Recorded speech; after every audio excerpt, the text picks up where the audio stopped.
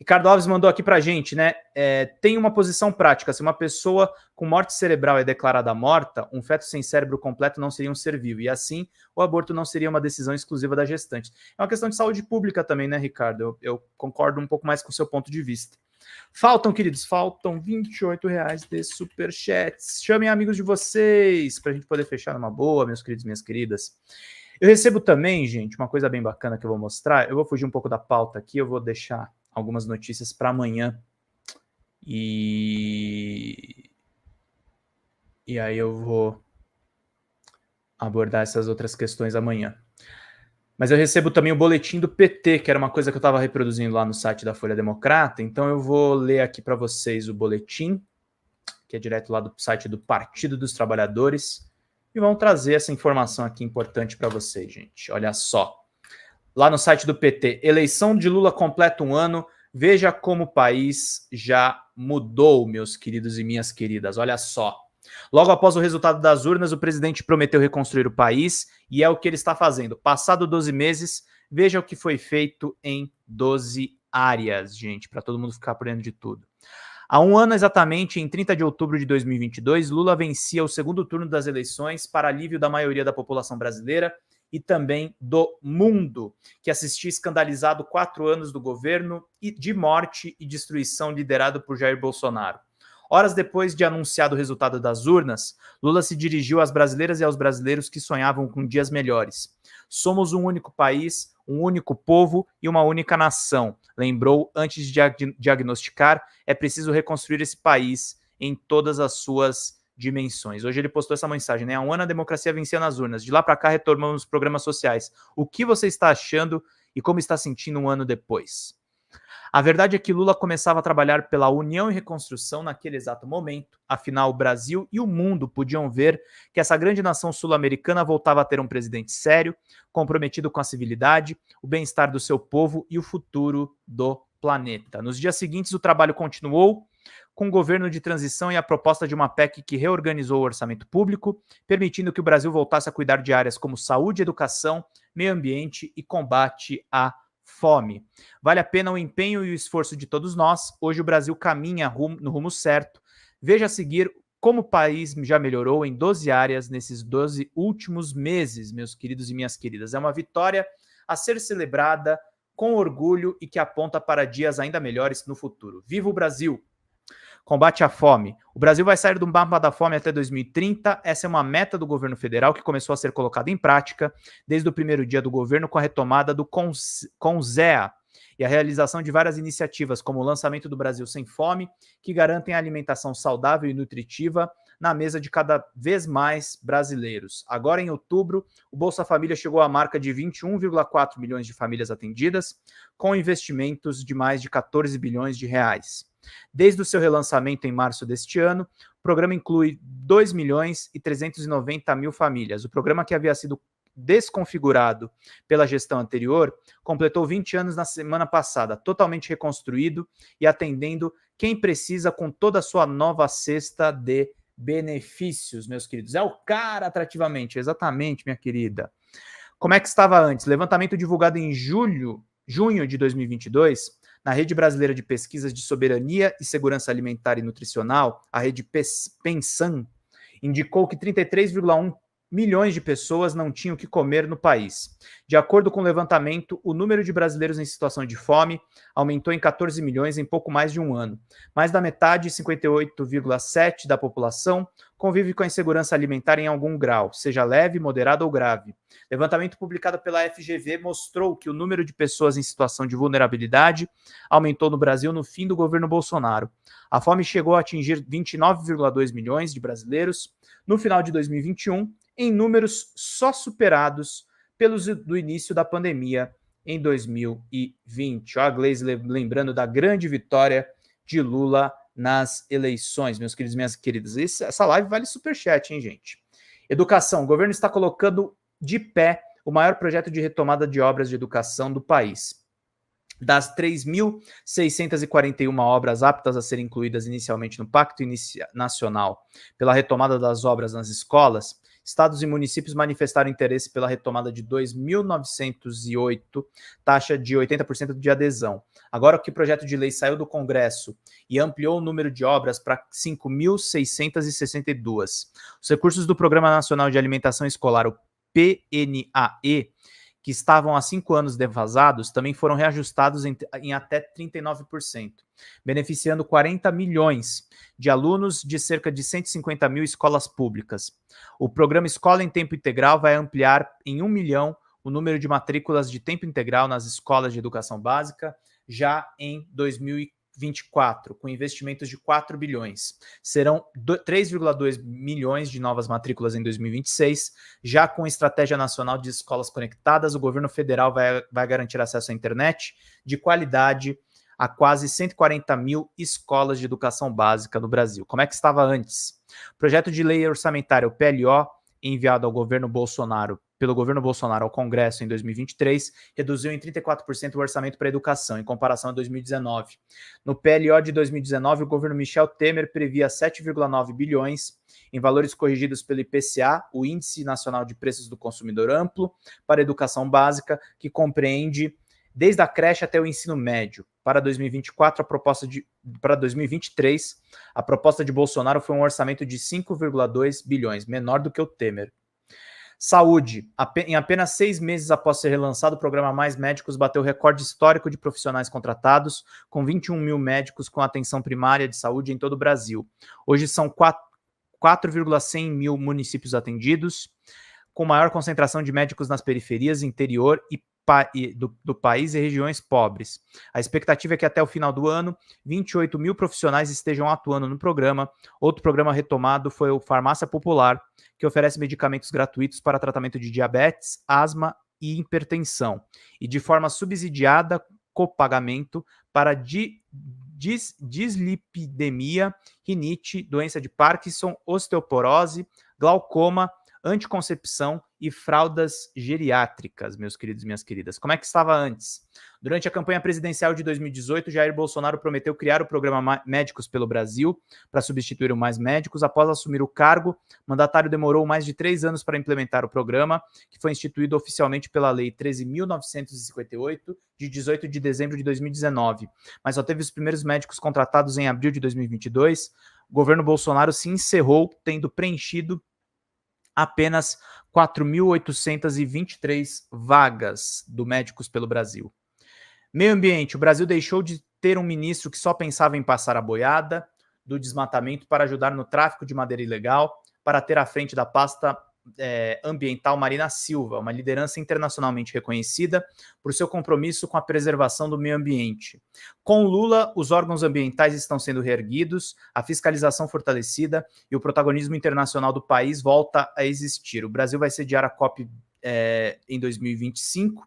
O esforço recompensou, segundo o INPE, Instituto Nacional de Pesquisas Espaciais, de janeiro a setembro, os alertas.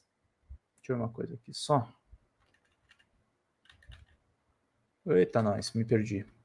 Espera só um pouquinho, gente. Segundo o Instituto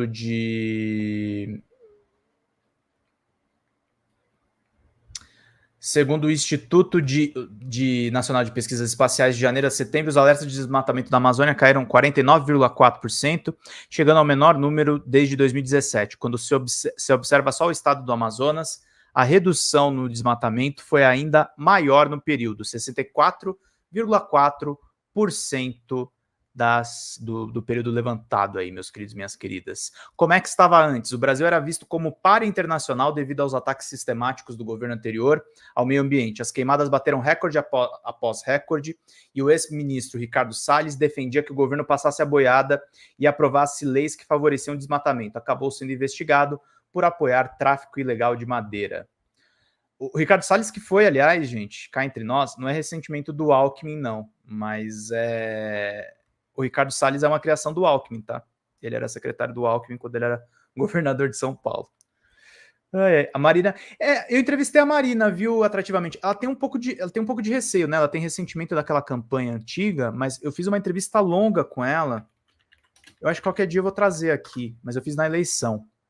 E eu acho ela uma baita ministra. É excelente. Eu vou tentar antecipar um pouco o texto, tá, gente? Situação financeira das famílias. O Desenrola Brasil é um sucesso absoluto. Primeiro zerou 10 milhões de registros de dívidas de até 100 reais para pessoas com renda até 20 mil. Foram renegociados mais de 15,8 bilhões de dívidas diretamente com os bancos, beneficiando quase 2 milhões de pessoas. Agora, na nova fase, o programa Desenrola vai beneficiar mais de 32 milhões de pessoas que ganham até 2 salários mínimos ou que estejam inscritas no CAD único, com desconto médio de 83% para pagar contas de luz, água, compras no varejo, dívidas de educação, entre outras. São pais, mães e jovens que estão tirando um grande peso das costas e podendo dormir em paz novamente. Cultura. Saímos de um governo que até o ano passado atacava e ameaçava os artistas brasileiros para a nossa gestão, que estão garantindo o maior volume de recursos da história desse país para o setor. Só em 2023 são 3,8 bilhões da Lei Paulo Gustavo. Essa semana a ministra Margarete Menezes lançou a Política Nacional Aldir Blanc de Fomento à Cultura, que vai destinar 15 bilhões para todo o território nacional até 2027.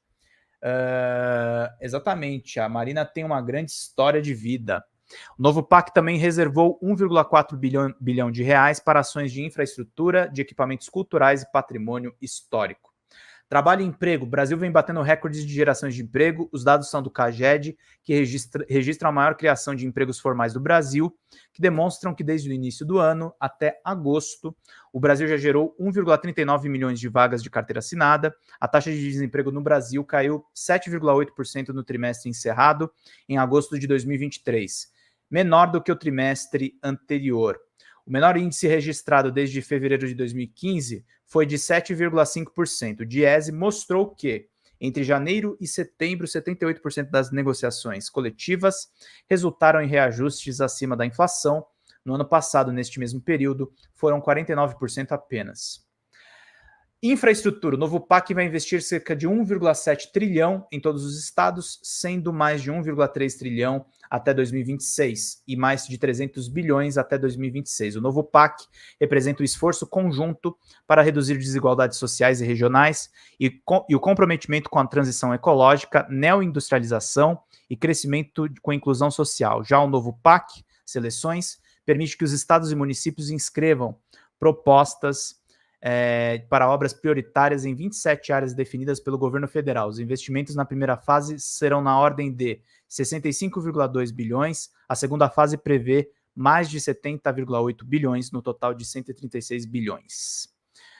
Poder de compra dos brasileiros. A valorização do salário mínimo agora é lei a partir de janeiro de 2024 e o reajuste volta a ser baseado no Índice Nacional de Preços ao Consumidor, o INPC, mais a variação positiva do PIB de 2 anos antes. Essa política eleva o poder de compra dos salários e também as aposentadorias e pensões. Também foi sancionada a lei que atualiza a tabela do imposto de renda, com isenção para quem tem renda mensal de até R$ 2.640. A faixa de isenção do IR estava congelada desde 2015. As pessoas também estão sentindo os efeitos positivos do controle da inflação, que chegou na mesa das famílias, com queda dos preços da carne, do leite, ovos, frutas e verduras. Com a inflação sob controle, o Copom reduziu pelo segundo mês consecutivo a taxa básica de juros, saindo de 13,25% ao ano para 12,75% ao ano. O índice chega ao menor patamar nos últimos 16 meses, meus queridos e minhas queridas. Agricultura. O governo lançou o Plano Safra 2023-2024, com o maior volume de recursos da história, sendo destinados 71,6 bilhões ao crédito rural para a agricultura familiar. O PRONAF da Safra 2023-2024, entre as medidas do Plano Safra Agricultura Familiar, destacam-se a redução das taxas de juro para a compra de maquinário pelo Mais Alimentos, para quem quer produzir alimentos como arroz, feijão, mandioca, tomate, leite e ovos. E para mulheres. Também foi criada uma linha de crédito para o custeio de produtos orgânicos, agroecológicos e da sociobiodiversidade. Ô, Bruno Augusto, Pedro, tu é lindo, ótima semana, obrigado, meu querido, boa madrugada. Falta 26 pilas então, gente, para nossa meta. Agradecer aí a vocês que estão me acompanhando, querido Bruno. Faltam 26 pila de superchats. Vou deixar rodando aí para a gente fechar tranquilamente, meus queridos e minhas queridas. Eu me estendi muito aqui, Mas vamos lá. Também foi criada uma linha de crédito para custeio de produtos orgânicos, agroecológicos e da sociobiodiversidade. Os médios e grandes produtores rurais também receberam o maior plano safra da história para o segmento, com 364,22 bilhões, um aumento de 28% em relação à safra anterior. São asseguradas melhores condições de crédito para quem adota práticas agropecuárias sustentáveis. Ciência e tecnologia, o governo federal retomou o investimento em ciência, tecnologia e inovação. Logo nos primeiros 6 meses da gestão foi anunciado um repasse de 2,44 bilhões para o fortalecimento do ensino superior, profissional e tecnológico. 70% desses recursos, 1,7 bilhão, são voltados para a recomposição direta das finanças de universidades e institutos federais. Os outros 730 milhões serão aplicados para atender obras e ações de residência médica e multiprofissional e bolsas de permanência. 258 mil bolsas da CAPES e do CNPq foram beneficiadas com reajustes após uma década de bolsas congeladas. Principal instrumento público de financiamento da ciência brasileira, o Fundo Nacional de Desenvolvimento Científico e Tecnológico, foi integralmente recomposto e passou a contar neste ano com 9,6 bilhões para investimentos em áreas estratégicas. Finalizando, né, gente, o texto aqui, feito pelo Palácio do Planalto. Habitação, relançada em 2023, o Minha Casa Minha Vida tem como meta contatar 2 milhões de novas unidades até 2026. As novas contratações para a reconstrução de imóveis devem ultrapassar as 450 mil unidades em todo o país. Já em 2023, de acordo com o ministro das Cidades, Jader Filho, para 2024, o governo reservou 13,7 bilhões na proposta de orçamento para o programa habitacional. No último mês, o Minha Casa Minha Vida anunciou o benefício histórico ao isentar o pagamento das prestações para os beneficiários da Bolsa Família e também para quem recebe o BPC. Também em 2023, a Caixa Econômica Federal já registrou a marca histórica de 700 bilhões em carteira ativa de crédito imobiliário. São 6,6 milhões de contratos, o que representa um crescimento de 9,56% em relação ao fechamento do ano de 2022, quando a carteira totalizava 638,9 bilhões. Em 2023 até setembro foram concedidos 128,3 bilhões em crédito imobiliário. A estimativa é que, até o fim de dezembro, cerca de 675 mil famílias estejam com casa nova.